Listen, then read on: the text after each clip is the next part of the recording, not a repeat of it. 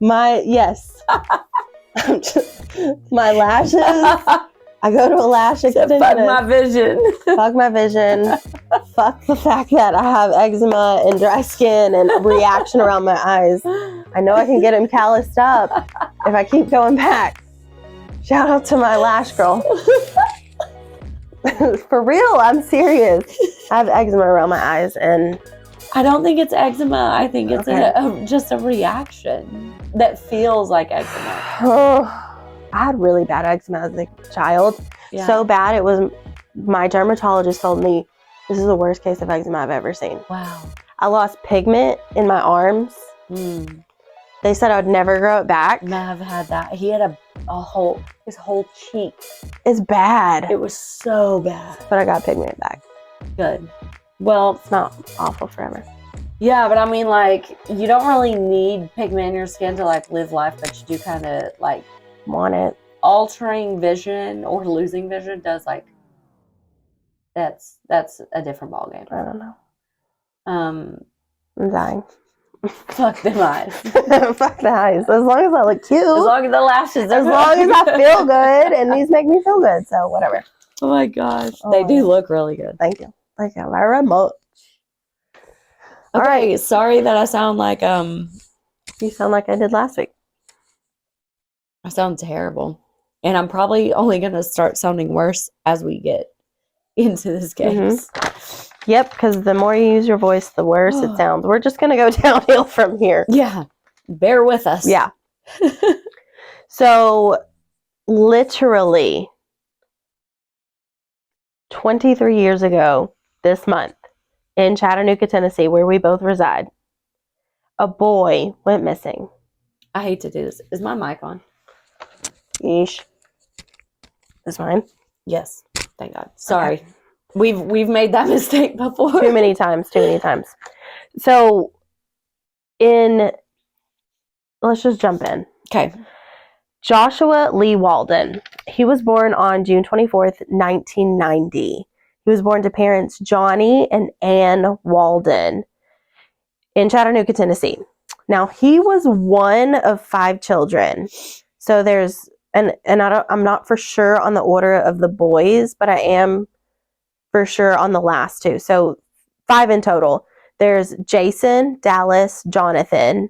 Then there's Crystal and Josh Lee Walden. And Joshua was the youngest, and Crystal was the next oldest, or like second to youngest. Right, but there were 7 years apart. Yeah. The first 4 were close together, born close together, from what I've read. And then it was like the first 4, and then Josh kind of came later. Yeah, which is interesting to me. Mm-hmm. Yeah. Very interesting to me. Right. So he lived in Eastlake. If you're not from around around these parts. If you're not from these parts. Eastlake is a suburb of Chattanooga. He lived on 14th Avenue, and he went to Eastlake Elementary. I've known kids that go there. Yeah. My little, with big brothers, big sisters, she went there. Yeah. And lived in that area. I feel like I grew up with a couple kids like playing sports, mm-hmm. but then also like young adult into adulthood, I feel like I know so many people now that live in that area. Yeah, or that grew up there, that went to Eastlake. Mm-hmm. The new Eastlake Community Center, bomb. It's ballin'. It's so good. It really is. It's so good. Yes, and they needed it. They needed it so bad. Yes, and it's so beautiful and nice now. So yep. He grew up in Eastlake. He loved like hanging out in the neighborhood, like any kid does. Mm-hmm. He loved to like mow lawns in the summer to like make some extra money. But he, at this point in his life, he really loved bikes. He was obsessed with his bike. Bicycles. Yes. This reminds me of Maverick. Yeah. He's 10 years old. With wheels. Yep.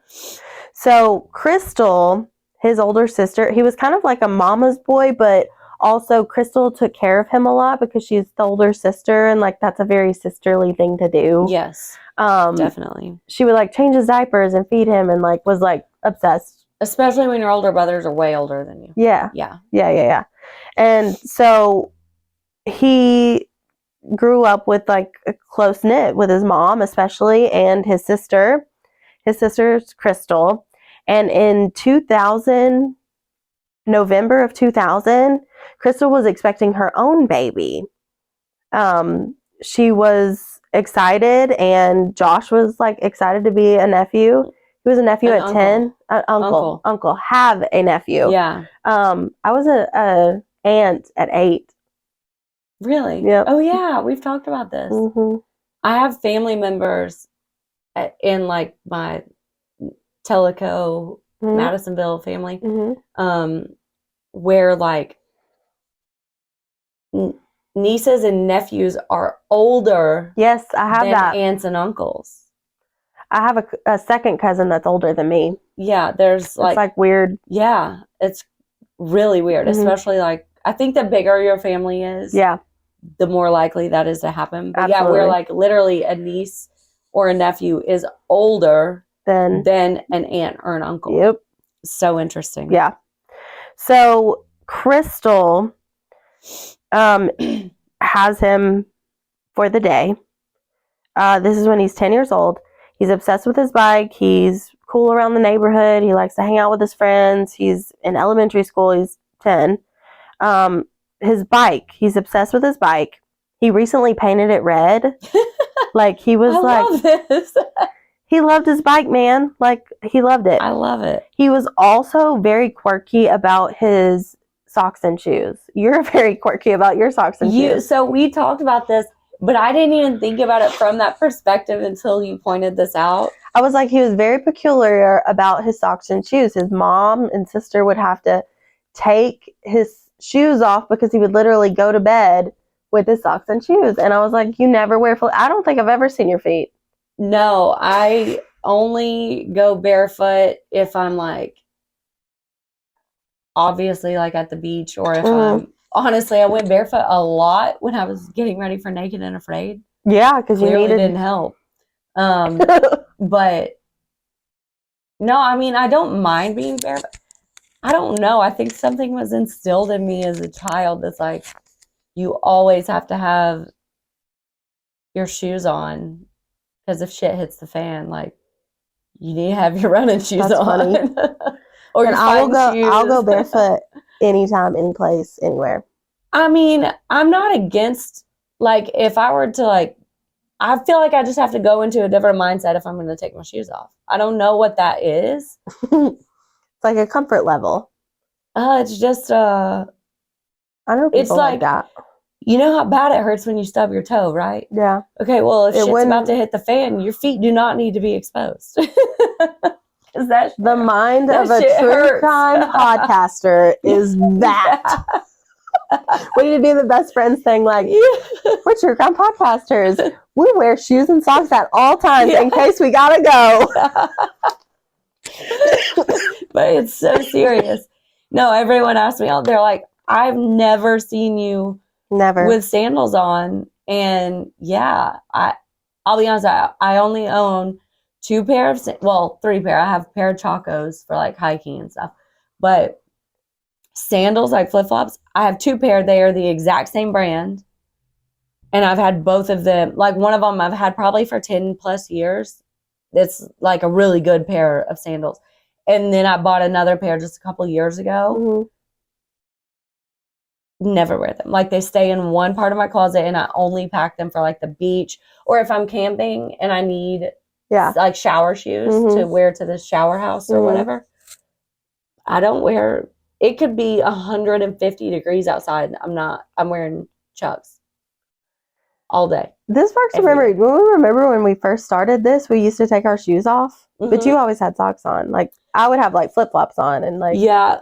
What's even weirder is I never wore socks. Yeah. Unless it was winter time.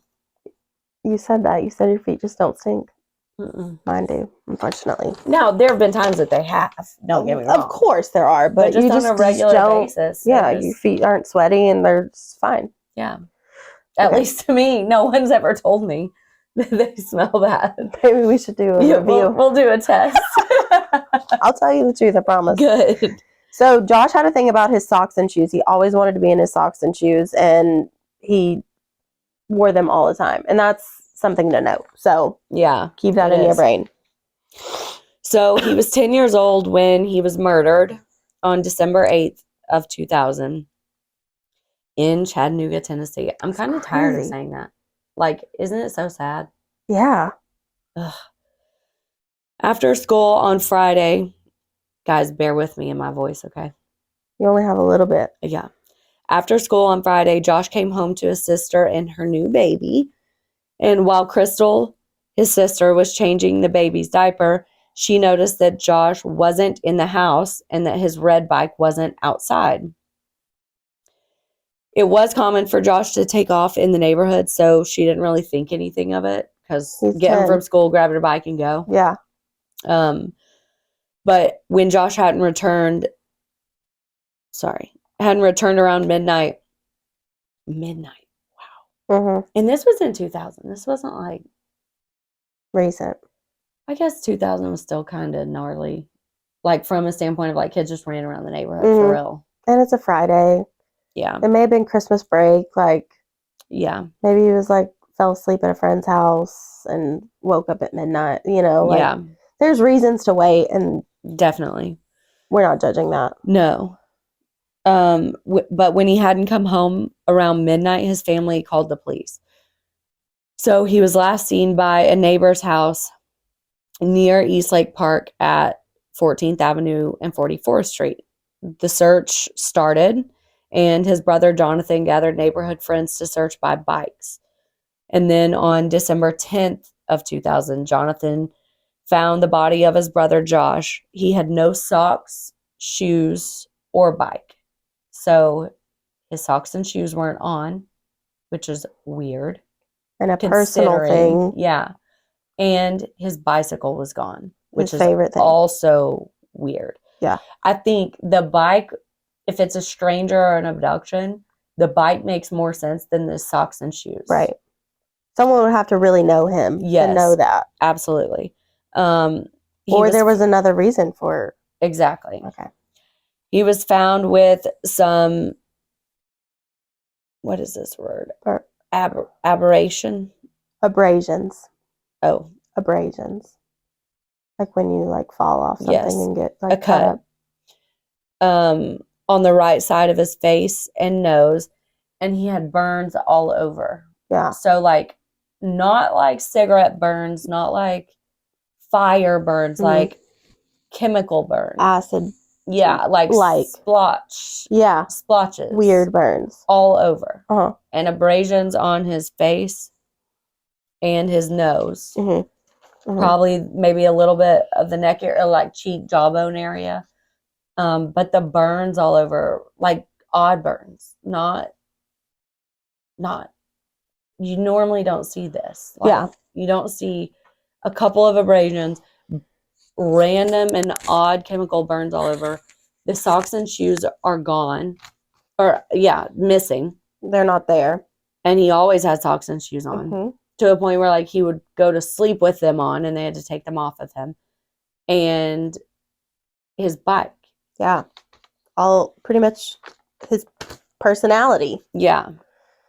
Taken from him. I know. Very, very interesting. So it has been literally 23 years to the month that this happened in our hometown. Yeah. And no arrests have been made. None. No. It's like a cold case, pretty much. I feel like it kind of always was a cold case. Like yeah. They found him and then it was like nothing. There's nothing. Nothing. There's like one Reddit thread when I look up this case and like a couple of local news articles and that's it. Like that's what we're going on.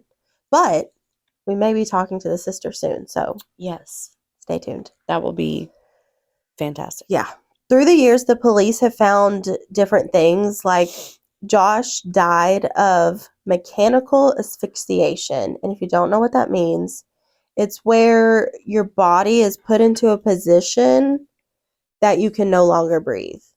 Yeah. So imagine if you stood up and got in a closet and bent down and touched your toes, but you like your front half of your body was sticking out of the closet and someone shut the door and it was so tight that you couldn't move. like being stuffed in a suitcase. Yeah. Or I'm not saying that's what happened here. I just I know a case where a girlfriend killed the boyfriend by that. Yes. Yeah. I'm not a doctor and I don't know. This is just my brain making sense of what this could be, but I imagine that it's a mixture of like the blood flow being cut off, because you know how, like, if your foot falls asleep, if you're laying on something, the blood can't flow there properly, it goes to sleep. Or if you have your legs crossed like this or whatever, imagine like that, but like main arteries, main channels. If the blood stops flowing or certain things are restricted, your heart's not going to, like, continue. Your lungs aren't going to be able to expand. Your heart's not going to be able to pump. Things aren't going to be able to work. Right. So you basically suffocate. Which any suffocation would be terrible, but this seems excruciating. Yes. It's called mechanical asphyxiation. That's my dyslexic mind trying to read the word. Y'all, it's Friday. My brain is we never record on Friday. We never do, because it's not great material. But thank you so much for sticking with us. Yeah. Okay. So mechanical asphyxiation. There you go. What people believed was wild, but the police looked further into it, and they found no evidence of sexual abuse. But when they looked at the burns, they found that the burns came from muriatic acid. And this is an acid that's very toxic. It is used to clean like industrial metal. It's used to clean concrete and bricks, and like when diluted to clean pools, like concrete pools. I'm going to look something up really quick. It's interesting. I have done my research on this particular type of acid. It's used in like hot tubs and stuff to kill bacteria. It's if you touch it and it's not diluted, you're going to get burns. And that's where the burns came from. So police believed that this may have been maybe like an accidental death, and someone sloppily tried to get rid of the body with these burns, which were found, like his body was found less than a half mile away from his home. Which is crazy too, considering like it took 2 days to find it, and there was no bike. Yeah. Like nothing to like point him out. Yeah. Yeah. But also like there's no, if he was found that closely, you would think that the bike would still be close by. Yeah. You know, not like, oh, his bike got a flat tire, so he had to leave it, and then he was trying to walk home, or you know what I'm saying? Like there was no bike anywhere. Yeah. They never found it. They never found it. No, they really didn't. And granted, he's 10. He probably could have carried his bike. Yeah. I mean, his bike had a flat, and his sister, Crystal, was like, he probably just went to a buddy's house to fix his bike. Right. Like, whatever. Yep. But the fact that the bike wasn't with him is odd. So some people, I've gone through the articles that are available, and some people believe maybe a bully killed him, like, you know, someone picking on him. It would explain the bruising around his face. You know, kids sit on each other, like, you know, it wouldn't explain the acid, but it kind of would, because it was kind of sloppily done. I don't know. It could have been that. Now, there is a metal company nearby, like very, very, very close to this. It's a big, like, big company. Yeah.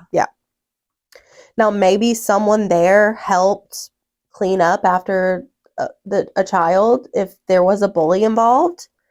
Other people believe that maybe someone in the family had something to do with it. Now, one of the brothers did leave Chattanooga around this time, and I don't think he's been back, and if he has, it's been in just the past maybe 5 years.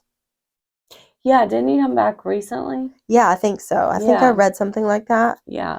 But he left It's the for a first while. time he's been back. Yeah.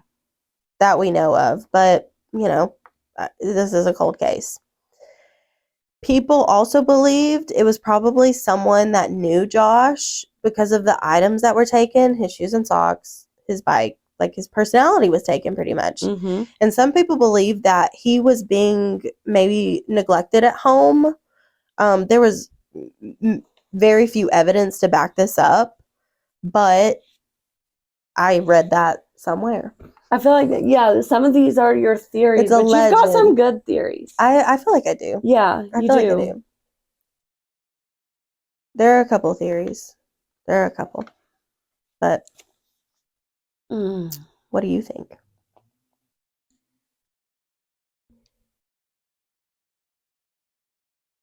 It's got to be someone he knows. For sure. 100% agree with you on that. The personal things that were taken, like his shoes and socks being gone, mm-hmm. his bike being gone, and honestly, the manner in which he died mm-hmm. or was killed. Yeah. To me, all, and the fact that he was just a half mile from his house. Mm-hmm. To me, this was not an abduction. This was not, there was no signs of sexual abuse. Right. To me, it's definitely someone who knew him. Mm-hmm. I have questions about the family. Maybe Crystal will be able to answer. Yeah, because I feel like I have like 2 or 3 questions for her that honestly, depending on the answers, if they're truthfully answered, will really determine which direction I go with like my theory. We can fill that out. Yeah. Hopefully we can talk to her. If not, I literally reached out to all the brothers and her, and she's the only one who messaged me back. I reached out to a lot of people on this case because it's so close to home. And it's recent nothing has happened. Like justice. That's what I'm about. Yeah. Like it put a fire under my ass. I was like, let's go. Yep. Ugh. It's so sad. It is very sad. Just not knowing. Man. But I'm also just still sitting here thinking about a 10-year-old child being killed that way. Like, yeah. What in the frick could a 10-year-old child have done to anyone? Not that, honestly, not that any human deserves this, but like, the manner of death is so brutal. That is so, to me, it's just excruciating pain. And to almost like, in my mind, humiliate him and make him, like, someone wanted him to feel so uncomfortable because they took his shoes and socks off of him. Yeah. Yeah. Like, yes. Who? I don't know. And why hasn't there been nothing about this? Because if people do know something and they're okay with someone like this walking around, I want to know. I just, something keeps pointing me back to the bully theory. Did you have a bully in school, in elementary school, when you were 10? I got bullied so much. I've never had a bully, but I will say I was the kid that like was friends with everyone. Me too. And I felt like I was like the buffer between bullies and people that kids that were getting bullied. Like I would purposely like sit by them. I would purposely say, hey, let's go swing on the swing. Like just at 10? Yes. See, I was more in like high school would be like, I guess I got more confidence as I got older. I would more or less be like, stop talking to him like that or whatever. Like if someone was getting bullied. Oh, yeah. For like, sure. Shut the fuck up. What are you talking about? Sure. Yes. No, but even in elementary school, like, oh, good for you. I was just, I don't know. I mean, I was redheaded with freckles, glasses. Yeah. And I was like the size of a fucking ant. Peanut. But I think because I grew up with an older brother and always played like football at recess and stuff. You were like confident. Yeah. And I was just like, I never liked for people to be left out. Yeah. And I just remember like getting comments about my glasses or this or that. But like, honestly, most of the bullshit I got was from people that were supposed to be my friends. So then it was just kind of like, oh, I'll keep one eye open on you. Yeah. And then I felt like I would just purposely put myself between the assholes. Yeah. And the kids that weren't assholes. Yeah. That had to deal with the assholes, you know? Yeah, I don't know. Yeah. But I never, I mean, I had people that were assholes, but I would not say that I ever had someone that bullied me. Oh. But I was probably also the first one that's like this big that's like, I will fuck you up. Yeah. Bet. Yeah. And I wasn't like and that. I would. I was actually very shy and reserved and like. Really? When I was little, yes. Oh, see, I wasn't. I feel like we've changed roles. Really? Yeah. Maybe. I feel like you're way more outgoing than I am. Probably. Yeah. No, I am. But that's so interesting. Side note, I was abused as a child, sexually abused by a babysitter. Yeah. So maybe that had something to do with it. To do with your shyness, yeah, and your reserve. For sure, yeah. That's super interesting. I never thought of that. Anyway. No, I think the bully theory makes sense. I just actually, my mind kind of, you know how when you're in therapy and you kind of solve your own problem? I think I just did that because I was going to say the whole muriatic acid is still confusing to me. And how would someone, because I'm thinking like age to him, could be a little bit younger, could be same age, could be a couple of years older. How would they know that does that? Yeah. But most bullies are abused. Yeah, I would agree with that. It's possible that if it is the bully scenario, the bully was being abused with that being burned and that acid being used on them. Maybe. You know what I'm saying? Yeah. Like, it could very well be. That's a good theory. My theory was someone knew someone who had this acid. If it was a kid who did it, he ran home, like what I would do, tell my parents what I've fucking done, and ask them to help me deal with it, and they didn't want to see their 10-year-old go to juvie for the next 8 years because he sat on someone. Yeah. Didn't know what he was doing, and they had this acid, and they sloppily, because it is so close, it was found so close to when he went missing. Yeah. In the area, I just feel like a parent, somebody knows something. Oh, I think someone definitely, I think more than one person knows something for sure. I'm just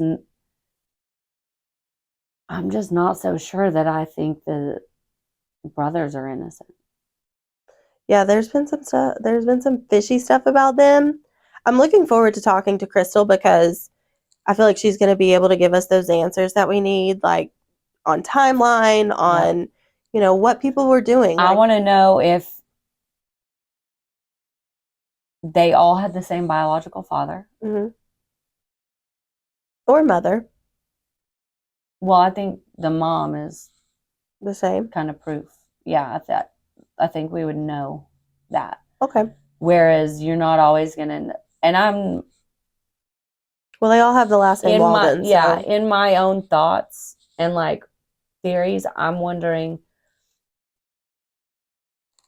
Yeah, all the older ones have the same mother and father, but there's this large gap, and then all of a sudden there's another child.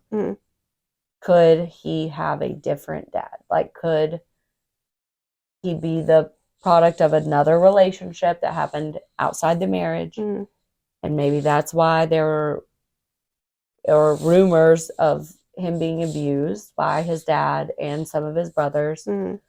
Was he, if so, that would make sense of why he was kind of the black sheep. Yeah. It would also, to me, shine a lot more light on a sibling or someone close, the dad, yeah, having something to do with this. Yeah. Because I think it's kind of clear just with his shoes and socks, bicycle, wanting to be gone on his bicycle all the time. This has to be someone who knows him personally. Yes. That's an interesting theory too. Yes. And I don't know. It's also just weird for me to think that a 10-year-old or a 12-year-old would know on this day, specific day, they're going to know exactly where he is. A bully, I'm saying. Like, yeah. And really have the means. Like, either way, somebody knows something. Mm-hmm. Either way. Yeah. More than one person knows something. But, I don't know. To me, I could see the bully part, but I could also, until questions are answered, I'm strong on one of the siblings. Yeah. Or the dad. See, and I think the bully. The bully theory is my go-to. Where I would. Yeah. I don't know. No, I think that one makes sense too. Yeah. So if you know anything, there's $1,000 reward. If you know anything about this. Any information at all. Yeah. Even if you think it's not important or small or a detail that you're not even sure, but you know you've heard it. If you think you should call. That should be our life. We should have a commercial. Like Crime Stopper. Yeah. Expired podcast. If you think you should call. Who you gonna call? Just call. Just call. Who cares? Just call. Who gives a shit who you call? Just call somebody. Just call. But call 423-698-3333. That's the local precinct. Tip line, hotline thing. Yeah, but you can always call 1-800-TBI-FIND. Yes, so that too. That's a great resource. Yes. That we found. And then there's also a Facebook page that you can follow. It's called Justice for Joshua Walden. Follow it for updates and stuff. Yeah, and honestly, there needs to be some. I'm pretty sure on this. any page you could also like anonymously post or message too, if you don't want to call TBI or the local tip line. But you should, because you can be anonymous. Or you can message us and we promise to keep you anonymous. I have 1-800-TBI-FIND on speed dial. Yeah, it's in a favorite. It's literally TBI. No, fact. They're probably sick of us. Yeah, God. But I'm here for the justice, man. I would like to call them and wonder how many people have called me like, I was listening to Expired. And that would be so nice. That would be such a compliment. Ask. I wonder if I know anyone that works there.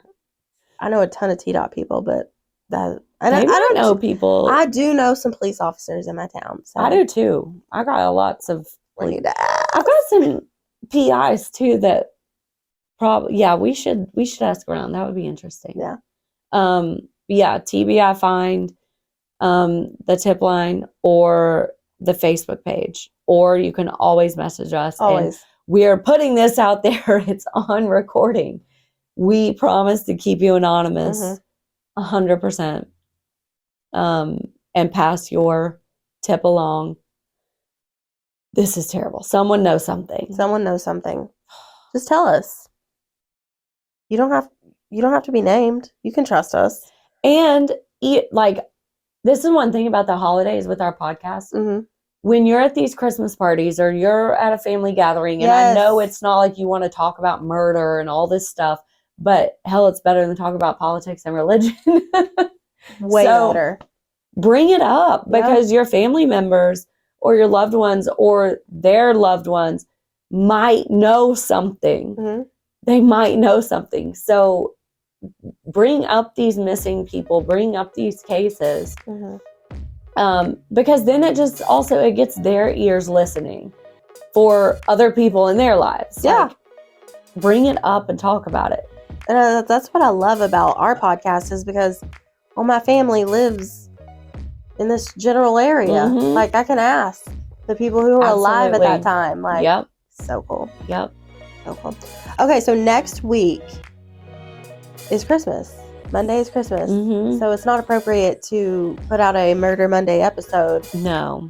On Jesus' birthday. Yeah. So we're going to come out on Tuesday. So stay tuned for that. Follow us on all the social medias.